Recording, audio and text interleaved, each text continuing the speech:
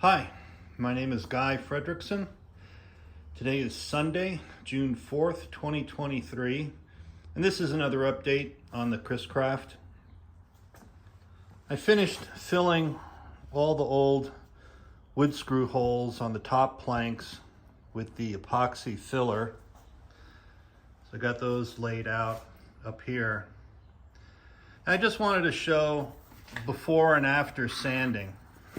So here's an example. So this plank has not been sanded yet. When I stripped it originally, I did that with a heat gun and a scraper. So no sanding on this surface yet. And then this one has been sanded with 60 grit on a long board. So you can see the difference. Here, this one is halfway done.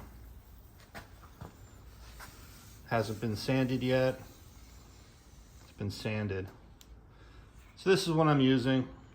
60 grit paper on this flat board. Goes pretty easy.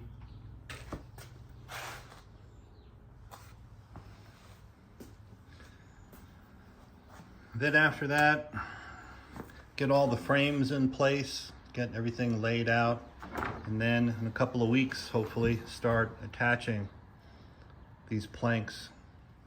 Okay, that's it for now. Thanks for watching. I'll talk to you later. Bye.